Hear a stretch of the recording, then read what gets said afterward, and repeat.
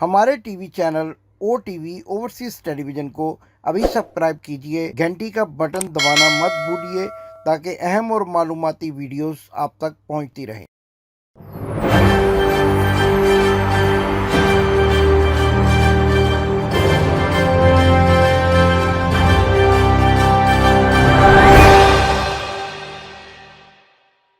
बिस्मिल्लाहिर्रहमानिर्रहीम। नाजरीन, मैं हूं आपका होस्ट इमदाद हुसैन शहजाद और आपके लिए अपना ब्लॉग लंदन टॉक लेकर आपके खिदमत में हाजिर हूं। नाजरीन, पाकिस्तान में एक प्रेस कॉन्फ्रेंस का एहतमाम किया गया जो मरियम सफदरवान ने की। अभी फॉरेन फंडिंग केस की रिपोर्ट ही आई थी, कमेटी की रिपोर्ट, तो उन्होंने समझा कि शायद फैसला आ गया है, उन्होंने झट से एक प्रेस कॉन्फ्रेंस कर दी। और इस प्रेस कॉन्फ्रेंस में जब एक सहाफ़ी ने उनसे सवाल किया कि आपकी ऑडियो लीक हो गई, तो उन्होंने क्या जवाब दिया, ये बड़ा दिलचस्प है। आज हम इसी दिलचस्प जवाब पर प्रोग्राम करेंगे और आप तक ये मालूमात लेकर आएंगे कि आखिर ये जवाब क्या था, क्यों दिया गया, और मरियम सफदरवान जो हैं उन्होंने ये क्यों कहा कि सहाफ़ी मुझसे माफ़ी मांगे। वैसे ये बड़ी ही अजीब बात है जिस पर हम बात करेंगे। प्रोग्राम के आगाज़ से पहले, जैसा कि मैं हमेशा आपसे रिक्वेस्ट किया करता हूं कि आपने अगर अभी तक मेरे चैनल को सब्सक्राइब नहीं किया तो बराए करम घंटी का बटन दबाकर मेरे चैनल को सब्सक्राइब करें। और जिन दोस्तों की ये शिकायत आ रही हैं कि उनको नोटिफिकेशन नहीं मिलते, वो घंटी के बटन के ऊपर 3 डॉट्स जो बने हुए हैं उनमें जाकर अपने टेलीफोन के नोटिफिकेशन जो हैं उनको ऑन करें, यूट्यूब चैनल के नोटिफिकेशन को ऑन करें ताकि उनको भी नोटिफिकेशन बर वक्त मिल सके और मेरी मुफीद और मालूमाती वीडियो तक उनकी रसाई आसानी से हो सके। तो नाज़रीन, बात करते हैं जुमेरात के रोज़ लाहौर में होने वाली। अच्छा, जुमेरात का दिन लाहौर में इसलिए भी अहम था कि 3 प्रेस कॉन्फ्रेंसेस हुई। एक बिलावल भुट्टो ने भी प्रेस कॉन्फ्रेंस की और एक मरियम सफदरवान ने की, और उसके साथ साथ फवाद चौधरी भी आ धमके और उन्होंने भी एक प्रेस कॉन्फ्रेंस कर डाली। तो ये बड़ी दिलचस्प प्रेस कॉन्फ्रेंस थी जो मरियम सफदरवान ने की। और जब उनसे ये सवाल पूछा गया कि आपकी ऑडियो जो है लीक हुई, जिसमें आपने सहाफ़ियों को कोई बास्केट भेजने की बात की थी, टोकरियां भेजने की बात की थी, तो उन्होंने कहा कि ये एक इंतहाई शर्मनाक बात है कि किसी की ज़ाती गुफ्तगू को, यानी मरियम सफदरवान और परवेज़ रशीद की ज़ाती गुफ्तगू को रिकॉर्ड किया गया, फिर लीक किया। पहले तो मेरे से इस बात की माजरत की जाए कि मेरी फ़ोन क्यों टैप किया गया। मेरी एक पर्सनल और प्राइवेट कॉन्वर्सेशन थी परवेज़ रशीद साहब के साथ। किसको हक था कि वो मेरी पर्सनल कॉन्वर्सेशन को टैप करे? वो एक मीडिया चैनल को क्यों दी गई? उसने उसको क्यों ऑन एयर किया? पहले तो मुझे इस बात का जवाब भी दिया जाए और मुझसे उसकी माजरत भी किया जाए। नाज़रीन, ये जुमेरात के दिन का सबसे बड़ा लतीफ़ा था। आप जैसा कि सब जानते हैं कि मरियम सफदरवान इस बारे में मशहूर हैं कि वो लोगों की ऑडियो तैयार किया करती हैं, वीडियो तैयार किया करती हैं और उनको फिर प्रेस कॉन्फ्रेंस में पेश कर दिया करती हैं। आपको याद होगा, या फिर ये समझते हैं कि अवाम की याददाश्त इतनी कमज़ोर है कि इन्होंने जज अरशद मलिक की वीडियो भी एक प्रेस कॉन्फ्रेंस में ही पेश की थी। और वो किसने तैयार की थी? आज तक यही लंदन में बैठा हुआ शख्स, इनका जो पार्टी का सरगर्म रहनुमा है, वो इस बात का दावा करता है कि उस वीडियो के तैयार करने में उसका हाथ था। और ये एक जो वीडियो मैं आपको दिखा रहा हूँ, ये भी इस बात का मुंह बोलता सबूत है। और वो खुद अपने मुंह से कुछ जर्नलिस्टों को ये कह रहा है, जिनको मैं मॉर्गेज रिपोर्टर कहा करता हूँ, कि अभी तो और वीडियोस आने वाली हैं। मलक अरशद वीडियो केस का फैसला हो जाए, इस्लामाबाद हाई कोर्ट में मेरा केस ज़ेर इल्तवा है। अगर ये फैसला नहीं होता तो मैं फिर वो वीडियो ज़रूर रिलीज़ करूँगा जो मियां नवाज शरीफ के पास जाके मलक अरशद ने जो कुछ कहा। और जब ये शख्स, जिसका नाम नासिर भट्ट है, जब ये दावा करता है, मुस्लिम लीग की कायद उनको मना क्यों नहीं करती कि ये किसी का ज़ाती मामला है और ज़ाती मामलात की वीडियो ऑडियो बनाकर इस तरह से सरेआम करना एक संगीन गैर अखलाकी हरकत है। लेकिन जब ये खुद करते हैं, यानी मीठा मीठा हप हप, कड़वा कड़वा थू थू, तो जब ये खुद करते हैं तो उस वक्त ये बात इनको जायज़ महसूस होती है। और जब इनके बारे में कोई ऑडियो को वीडियो बरसरेआम आ जाती है तो फिर ये कहना शुरू हो जाते हैं कि ये एक गैर अखलाकी हरकत है और इसका इल्ज़ाम एजेंसियों पर धर देते हैं। लेकिन नाज़रीन, एजेंसियां तो पूरी दुनिया में جو ہے وہ یہ کام کرتی ہیں، آڈیو ریکارڈ بھی کرتی ہیں، ویڈیو ریکارڈ بھی کرتی ہیں. ایک سلسلہ بہت عرصے سے چلتا آ رہا ہے. اور مصوفہ مریم صفدر کے والد محترم بھی اس کام میں بڑے نامور سمجھے جاتے تھے، اور انہوں نے انٹیلیجنس بیورو میں ایک ایسا اسپیشل سیل قائم کر رکھا تھا جہاں پر اس قسم کی آڈیو ریکارڈز ہوتی تھیں.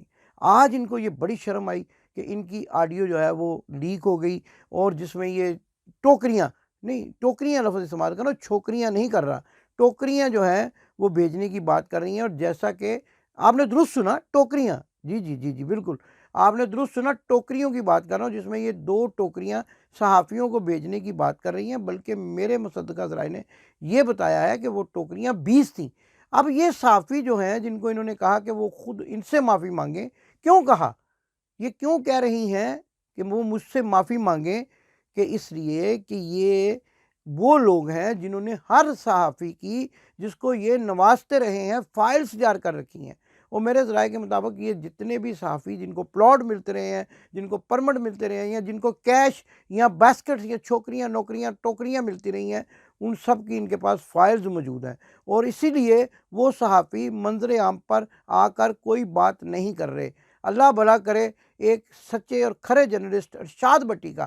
کیونکہ میں اصل میں یہ سمجھتا ہوں کہ میں تقریباً 40 سال سے صحافت کے شعبے میں ہوں، اور ارشاد بٹی چونکہ بعد میں آئے ہیں، اور اس لیے لیکن بڑے ہی ایک انٹیلیجنس اور زیرک جرنلسٹ ہیں.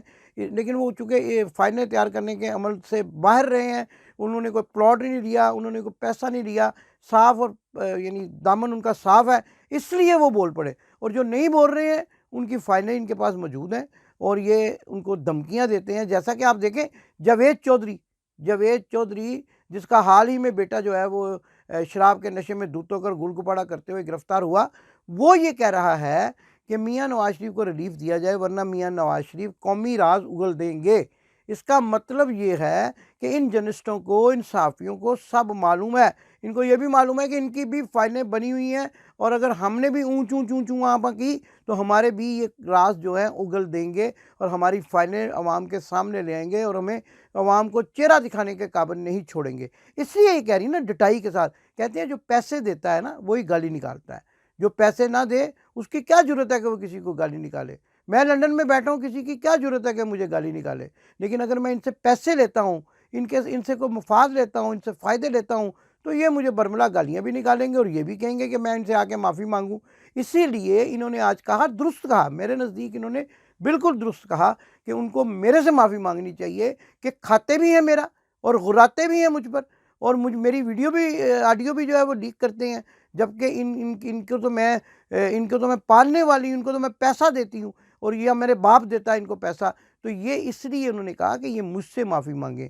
حیرت کی بات ہے کہ ایک ملزمہ جن پر الزامات ہیں اور مجرمہ ہیں، سزا یافتہ ہیں، ضمانت پر رہا ہے، وہ کہہ رہی ہیں کہ میرے سے آ کے ایس ایچ او معافی مانگے. لیکن اگر ایس ایچ او کرپٹ ہوگا، ایس ایچ او جو ہے وہ ان کا کانا ہوگا، تو پھر یقیناً اس کو معافی مانگنی چاہیے، اور معافی مانگ لینی چاہیے، جلدی سے معافی مانگ لینی چاہیے، اس سے پہلے کہ وہ ان کی فائلیں کھول دیں. اور یہ لوگ ایسے ہی ہیں، یہ لوگوں کی فائلز کھول دیتے ہیں.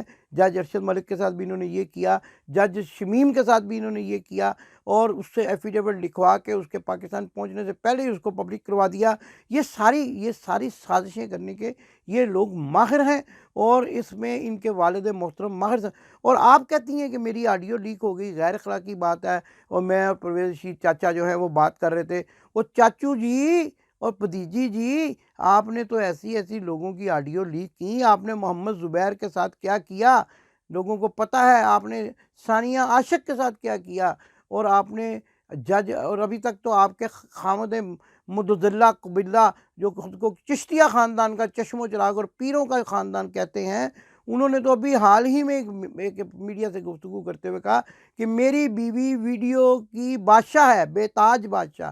اور میری بیوی کے پاس ابھی بہت ساری ویڈیوز ہیں، اور ایسی ویڈیوز بھی ہیں کہ جن کو دیکھنے کے بعد عرق گلاب سے آنکھیں دھونی پڑتی ہیں. سوال ہے، آپ نے کہا تھا ایک سینما اسکوپ ویڈیو آنے والی ہے، جی وہ کب تک آئے گی؟ بھائی میں نے آپ کو وہ کر دیا ہے، بتا دیا ہے. آپ کو یاد ہوگا جب black and white T V ہوتے تھے، نیٹ ورک اتنا نہیں ہوتا تھا، ڈرامے میں بریک آ جاتی تھی تو ایک سلائیڈ چلتی تھی، انتظار فرمائیے. अच्छा सिनेमास्कोप से पहले इंतजार फरमाइए कि स्लाइड चल चुकी है, ना आपको इंतजार करना पड़ेगा। अगर आपने ऑफ द रिकॉर्ड देखनी है, मेरे साथ हलफ उठाए तो मैं आपको दिखा दूँ, मगर हलफ होगा, मगर वो फिर आंखें आपको अरके गुलाब से धोनी पड़ेंगी, इतनी पलीत होगी। तो क्या वो अरके गुलाब वाली ऑडियो वीडियोस आप भूल गई हैं? और आज जब आपकी एक ऐसी ऑडियो सामने आ गई है जिसमें आप सहाफ़ियों को भौंकने वाले कह रही हैं। अब भौंकने वाले क्या कह रही हैं? वो जो कहते हम बचपन में पढ़ते आए थे, लालची भौंकने वाला, वो जो एक फट्टे के नीचे, कसाई की दुकान के नीचे छुपा होता है, उसका जिक्र कर रही हैं। किसका कर रही हैं? ये तो अल्लाह और आप और अवाम ही जानती है। और इमरान खान के ऊपर अगर एक चेक था तो वो आपने ख़त्म कर दिया और हमारे ऊपर आपने भौंकने वाले कुत्ते बैठा दिए। बिल्कुल, कि आप किसको क्या कह रही हैं, लेकिन इसके साथ साथ अब ये कह रही हैं कि वो आपसे माफ़ी मांगे। बिल्कुल, मैं कहता हूँ कि उनको आपसे माफ़ी मांगनी चाहिए। नाज़रीन, ये तो आज की प्रेस कॉन्फ्रेंस की दास्तान थी जो मैंने आज आपके सामने रखी। लेकिन आज मैं जब कुछ मुतालिया कर रहा था तो एक तस्वीर मेरी नज़र से गुजरी जो मैं आपको दिखाना चाहता हूँ और उसके बारे में आपको बताना चाहता हूँ। नाज़रीन, ये तस्वीर आप देखिए। नाज़रीन, ये जो तस्वीर आपने देखी, ये कोई आम शख्स नहीं है जो जेल की यूनिफॉर्म पहनकर जेल के टूटे फूटे प्याले में खाना खा रहा है, बल्कि ये एक बाअसर और दुनिया का ताकतवर तरीन शख्स रहा है। ये इसराइल का म्यूनसिपल सदर रहा, अल-कुद्स का, और फिर नायब वज़ीर आज़म रहा, वज़ीर रहा और फिर बिलाखिर वज़ीर आज़म बन गया।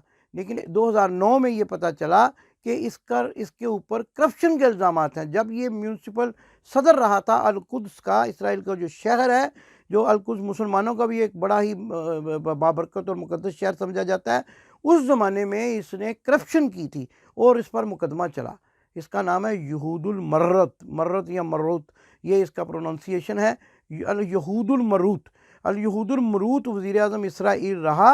वज़ीर आज़म इसराइल, ताकतवर तरीन का वज़ीर आज़म, ताकतवर तरीन मुल्क का वज़ीर आज़म रहा। और जब इस पर मुकदमा चला, ये मुकदमा 2016 तक चलता रहा और बिलाखिर अदालत ने ये फ़ैसला दे दिया कि ये एक करप्ट आदमी है और इस पर करप्शन के इल्ज़ामात साबित हो गए। इसको जेल में डाल दिया गया, 7 साल की कैद की सज़ा दे दी गई। और ये जो तस्वीर आप देख रहे हैं, ये जेल के टूटे फूटे बर्तन में आम जेल के कैदियों की तरह खाना खाने की है। लेकिन जेल में जाने के बाद आज तक किसी इसराइली की ज़बान पर यह लफ्ज़ नहीं आया कि ये हमारा वज़ीर आज़म था, ये बड़ा नेक था। हाँ, ये फ़ौज में भी रहा और ये भी नहीं किसी ने कहा कि ये फ़ौज में रहा, इसने बड़ी खिदमात सर अंजाम दी, मुल्क के लिए बड़ा ग्रां कदर सरमाया था, 3 मरतबा वज़ीर आज़म रहा, 4 मरतबा फ़लाँ रहा, 6 मरतबा फ़लाँ रहा। नहीं, बल्कि इसको आज तक नफ़रत की निगाह से देखा जाता है। इसराइली कौम इसको नफ़रत करती है, सख्त नफ़रत करती है, और कोई छोटा सा बच्चा भी इसका नाम लेना गवारा नहीं करता। और इसको एक करप्ट आदमी के तौर पर जाना जाता है, ना कि साबिक फ़ौजी, साबिक म्यूनसिपल सदर, साबिक नायब वज़ीर आज़म, साबिक वज़ीर के नाम से पहचाना जाता हो या इसके किरदार को अच्छा समझा जाता हो। नाज़रीन, ये है कौमों की निशानी, ये है जो कौमों को, ये किरदार है जो कौमों को मजबूत बनाया करता है। और ये वो लोग हैं जो दुनिया में हुक्मरानी कर सकते हैं और दुनिया को आगे लगा कर रखा हुआ है। लेकिन हमारे यहाँ क्या होता है? हमारे यहाँ एक मुल्ज़म, एक मुजरम जो है वो बैठकर लंदन के अंदर, लंदन भाग आता है, 4 हफ्ते की ज़मानत की छुट्टी लेकर, अदारों की आंखों में धूल झोंक कर लंदन भाग आता है और यहाँ पर बैठकर फिर पाकिस्तान के अहम अदारों पर तनकीद करता है। और पाकिस्तान की आवाम अभी भी नारे लगाती है कि मियाँ दे नारे वजणगे, शेर एक बारी फेर, करप्ट एक बारी फेर। लेकिन जो कौमें ज़िंदा रहना जानती हैं वो कभी भी अपने करप्ट लोगों को तारीफ़ के पुलों में नहीं तोला करती और हमेशा उनको एक बददियानत और एक बदकिरदार शख्स के तौर पर याद रखा करती हैं। पाकिस्तान जिंदाबाद। आपने अभी तक हमारा चैनल सब्सक्राइब नहीं किया तो अभी सब्सक्राइब करें और बेल आइकॉन को क्लिक करके हमारी लेटेस्ट वीडियोस के बारे में अपडेट जानें।